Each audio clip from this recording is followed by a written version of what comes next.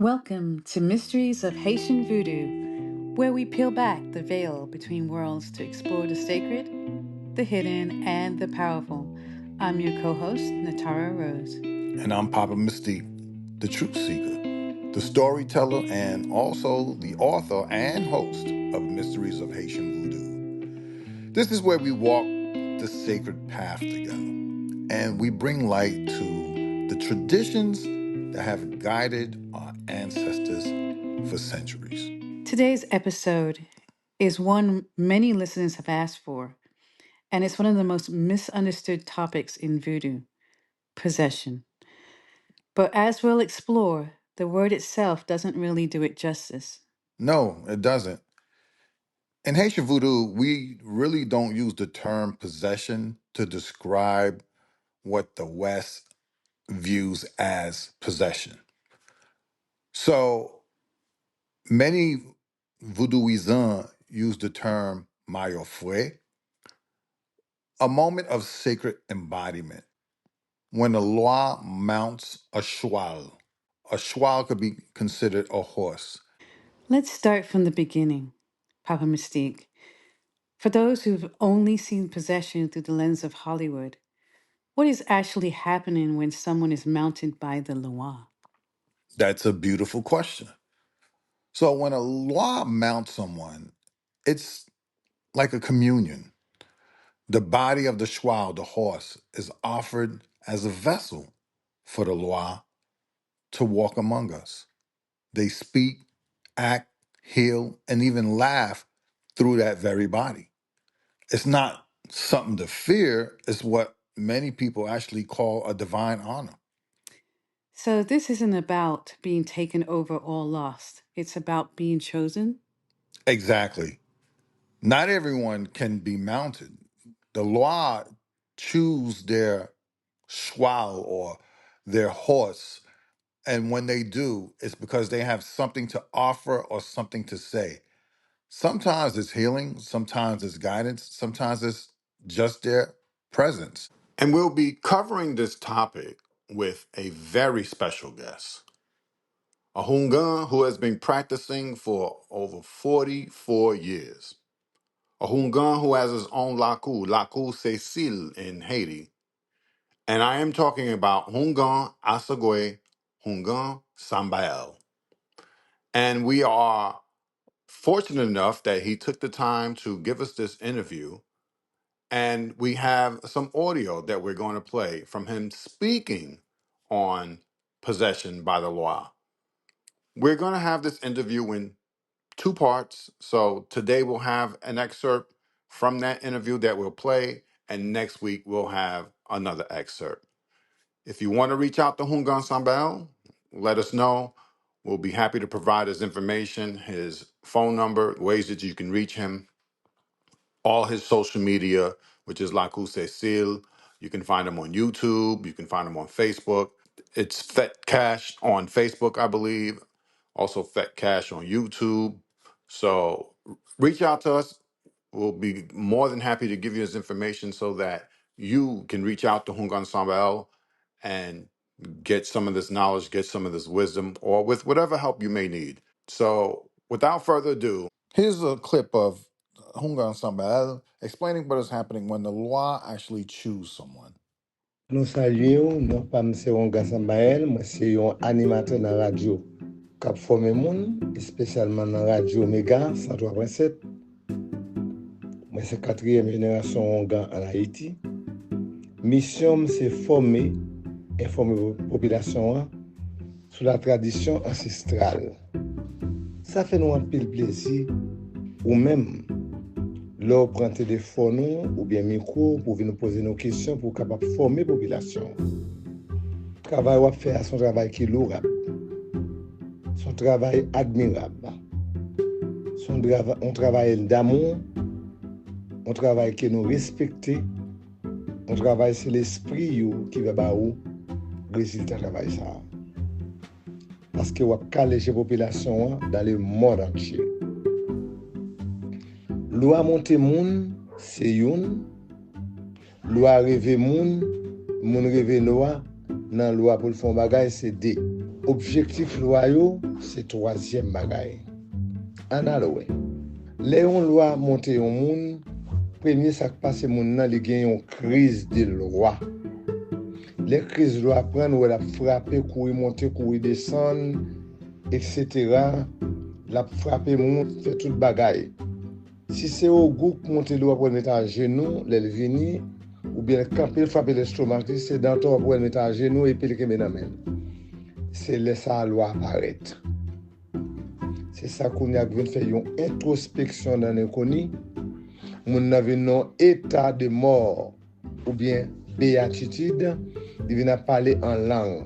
Qu'on y est la loi, pas invisible encore, il prend corps physique, mon il paraît visible. Si mon est jeune ou elle vient grand monde, si mon est laide ou elle vient belle, par exemple, si c'est Frida Montel ou bien Nato, ou bien Ogu, si c'est les bac Montel ou bouche qui vient tordée, puis elle coubée. Si c'est au sein où elle vient son seul pied. Si c'est dans bala où elle a pris la tête, laisse la loi venir, il vient porter une réponse à qui un problème qui a traversé un monde dans Kaela ou bien plusieurs monde dans Kaela. Il vient porter une réponse soit par un bagage bien qui va le passer ou bien un bagage mal qui va le passer. Il vient pour parler des passés monde qui dans Kaela. Ça qui est passé, il n'a passé. Il vient pour parler des présents monde qui dans Kaela et des futurs monde. Loi vient dire ça qui est passé et comment peut résoudre un problème donné qui est passé dans la famille. Ou bien gon monde qui va mourir, ou bien gon monde qui va voyager, ou bien gon monde qui va malade. Comment peut traiter? Loi lui-même le présente de côté son message bien déterminé l'hypothèse. Un message qui a un aspect positif ou bien négatif. Un message qui peut venir construire ou bien déconstruire. Ça, c'est mission loi. Il prend forme de monde pour parler. Entité a prend forme de monde. Ou c'est un monde qui a parlé, mais loi prend place de monde. Monde n'a pas de connaissance, il n'a pas de la parole, il n'a pas comme ça l'a fait. Et les lois aller, monde n'a perdu connaissance liée, il perdu tout ça te gain comme monde. C'est après quelques temps, il va aller soit il goûte de pour le brer, ou bien lever le courir, ou bien le courir demander ça qui passe là. C'est monde qui vous dit ça qui passé ou bien là non baleine sont gagné ou bien embolier pour la loi qui ça qui passé parce qu'ils sont voyants des cas li baleine. We salute you. My name is Houngan Samba'L. I'm a radio personality who teaches people. I'm a fourth generation Houngan in Haiti. My mission is to inform the people about the ancestral tradition. It gives me great pleasure when you pick up your phone or microphone to ask us questions in order to inform the population. The work you are doing is admirable. It is a work of love, a mission we respect, and a task the spirits themselves have entrusted to you. The results of your work are because you are opening the eyes of the population, many of whom are considered spiritually dead. The law mount people, that's one thing. People dream of the law, that's two. The objective of the law, that's three. Let's break it down. When a law mounts someone, the first thing that happens is like a crisis. When the crisis hits, you'll see the person hitting others, running around, and acting out. If it's Ogul, you'll see the person fall to their knees when he comes. Or if they're standing and hitting their stomach and holding a dagger, it's Erzili Dantor. The person enters into a kind of death state and begins speaking in the language of the law. At that moment, the law is no longer invisible. It has taken over the person's physical body and become visible. If the person was young, you'll see them appear old. If the person was attractive, you'll see them become beautiful, like Ezili Freda, Dantor, or Ogu. If it's Legba who mounts them, you'll notice their mouth twisting and their foot dragging as if it were cut off. If it's Osun, you'll see them moving with one foot. If it's Danbala, you'll see them slithering and pulling themselves across the floor. At this moment, the law has come to bring an answer to a problem that someone or several people in the house are facing. The law comes either to deliver news of something good that is going to happen or to warn of something bad that is about to occur. The law speaks about what has happened in the house. about the present life of the person and about their future. The law speaks about the cause of a situation, the outcome of a problem, or reveals that someone is going to die, that someone will be enraged, or that someone will become sick, and how to treat them. When a law presents itself, it carries a very specific message. It is a message that can either be positive or negative, one that can build or destroy. That is the mission of the law. It takes on the form of a human being to speak. The spirit takes over the person. It's the law speaking through them. The person has no awareness of what's happening. They have no memory, no control, no understanding of what they are doing. And when the law leaves, the person loses consciousness. They lose everything they had as a person. It is only after some time, after being given some water, or after they start running around and asking others what happened to them, that they begin to recover. Someone must explain to them what took place. Or, if they are Houngan or Mambo, they may go to a candle and read it and find out what happened, because as seers, they can read the candle. Let's talk about where this happens. Is possession something that only happens during ceremonies? Many times, yes, especially during the ritual. So in the Lakou, when the peristyle is alive with drumming and songs and sacred rhythm, people are dancing. The drums itself is like a call. It's like a signal to the loi. So certain loi from certain rites, they respond to the drumming. So with the Rada, it's a lot more smoother type of drumming. With the Petros, it's much more harder, more rapid type of drumming. And so with this type of drumming actually calls the loi, among other things too, that actually call the loi. But the music, especially, they open the gates. But possession can also happen in the middle of the street or while cooking or during mourning. The law don't wait for a perfect time to just mount someone. They arrive when they're needed. Now, you mentioned the term shawal, the horse. Can anyone become a shawal? In theory, yes. Initiates, yes. Mambos, Hungans, of course. But even the uninitiated can be mounted. Sometimes it's their first spiritual awakening. The law might be calling them into deeper service. Sometimes it's ancestral. Sometimes it's simply the energy of the moment. So the body becomes a vessel? Yes, mayo fue. That's what we call it. For lack of a better definition, mayo fue is basically like a fresh shirt, right?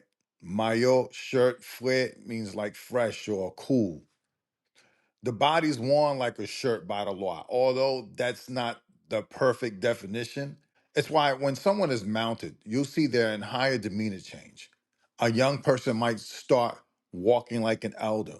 A shy person becomes fiery. The transformation is total, and it's all dependent upon which particular law is mounting a person. So this person, you may know them to have a certain demeanor. When this law mounts them, their entire demeanor is gone. It's now the law's demeanor that you will begin to witness. What does that look like when different loa mount a shawal? Can you describe that for the listeners? Absolutely. Every law has a unique energy. When Ogu comes, he's strength. He may demand rum with peppers or strike on the ground with a machete. When Ezuli Freda arrives, she brings tears, perfume, and elegance. She wants rose water, champagne. Bawan Samdi, he comes laughing, smoking cigars, talking to the dead like they're old friends. And so, what I want people to understand is that, as Houngan Samba'L explained, is that whatever characteristics the Loa has, these are the characteristics that you are going to see in the person that is being mounted. So, for example, Legba, he walks on one leg. So the person that you see, they won't have two legs, they'll have one leg. And I just mentioned Erzili Fuera is one of the most beautiful law, if not the beautifulest law in all of Haitian voodoo. Whoever she mounts, they too become beautiful. They take on these characteristics, not just their attitude, not just their demeanor, but also their physicality. They take on that as well.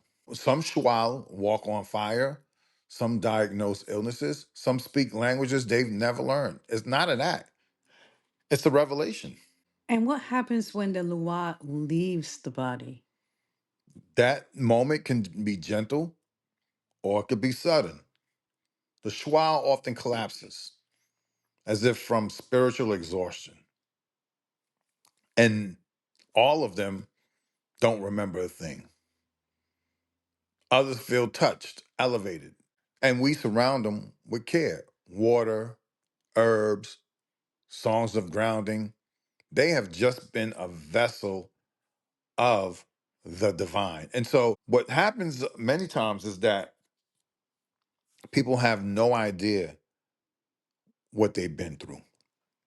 And as Houngan Samba'L explained, a, hung, a Houngan or a Mambo, they may go look into a candle to see what happened to them, what was going on with them.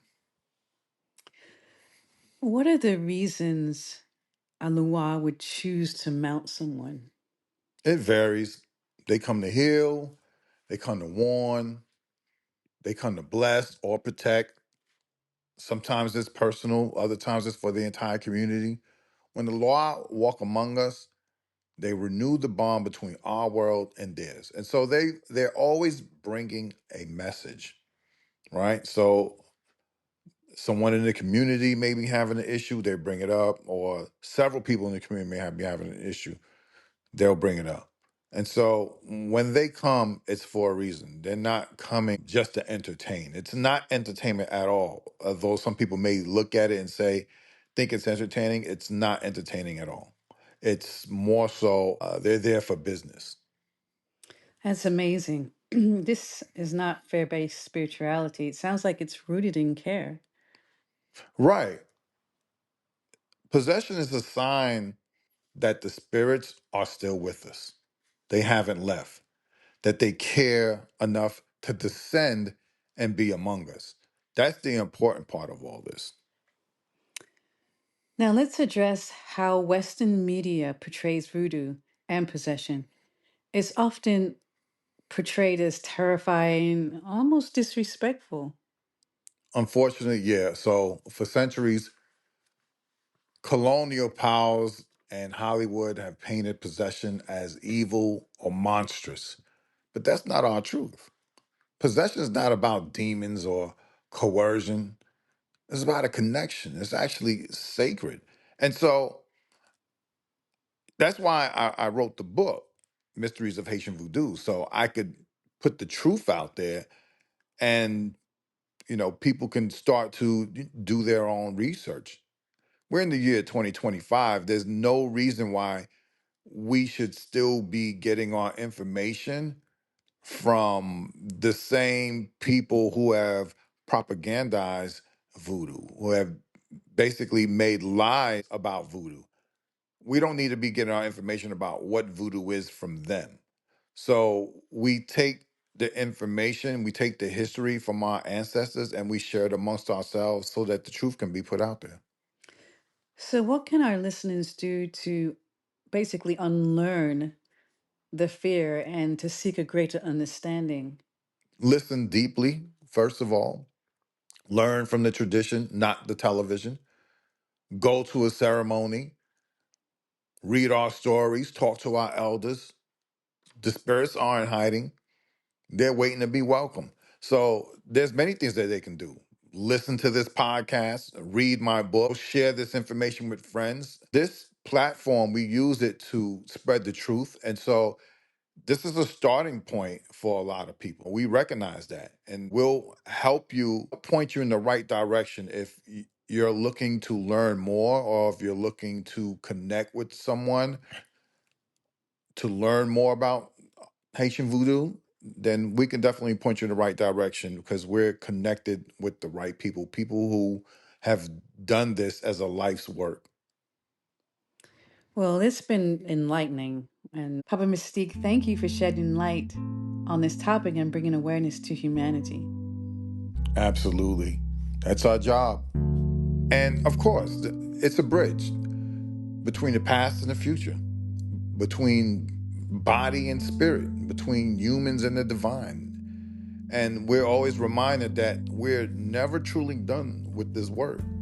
So we truly appreciate doing this type of work, and we appreciate people that take the time to listen whenever we have this type of knowledge and wisdom that we're sharing with the people. And I want to thank Houngan Samba'L for joining us and giving us that information. We will be continuing our conversation with Houngan Samba'L on different things, so please stay tuned to the podcast. We'll have another show in another week where we get a little deeper. And I just want to remind everyone that the book will be released on May 2nd. That's less than a week.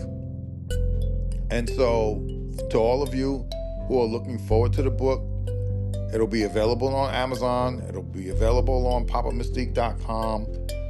If you buy it on Amazon, please leave a review. You can follow us on social media. My handle on social media for Instagram is papa_mystique, or also papa.mystique. On TikTok, it's at Papa Mystique, papa.mystique. On X, it's at Papa Mystique. YouTube, Papa Mystique. Pretty much Papa Mystique anywhere you go. You'll pull us up. Mysteries of Haitian Vodou, Papa Mystique. Follow us, support us on social media. Share the channel as well, family. Share the podcast, share the YouTube channel, share. If you want to see us continue doing this work, please support by sharing and help us stay within the mix. Thank you for listening to Mysteries of Haitian Voodoo. I'm Natara Rose. And I'm Papa Mystique. May the spirits walk with you always.